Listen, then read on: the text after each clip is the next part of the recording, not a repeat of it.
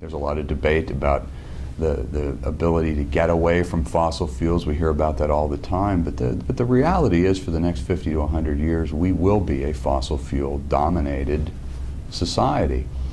And so the big role that we have here through NETL in Pittsburgh, as well as Morgantown and our other NETL locations, is we've had a long history in doing fossil research. We've done a tremendous amount of work over the years, investing millions of taxpayer dollars and gotten incredibly large returns for that work. As we look to the work that we're doing in fossil energy, a good bit of that work we also hope will be part of our global leadership in technology, to be able to transfer those technologies to emerging and developing nations that will be using fossil fuels. I know you're going to be meeting with some business leaders here today. What are you hoping to learn here in Pittsburgh? Well, we're excited about the Pittsburgh region and certainly West Virginia as well. Our two NETL facilities located here. We're doing a lot of advanced science in many of the areas for fossil, and everywhere in the country people are looking at the Marcellus.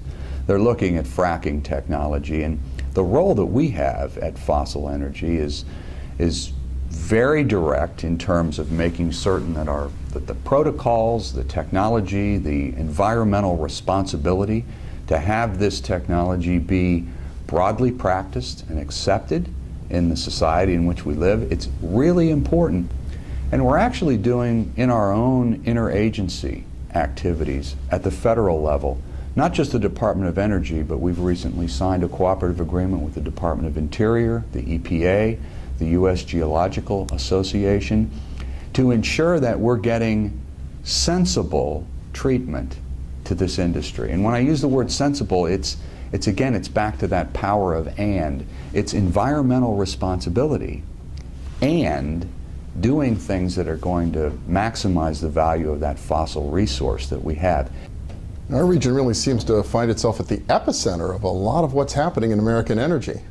Well, you know, I grew up in Steubenville in the late 70s and, watched over the years as the steel industry began to wind down and unemployment rates went up, and a difficult time for, I'm sure, all of the people in the tri-state area. But I think things like this, again, are another rebirth. It's amazing how, as a country, we can continue to use technology to create transformation.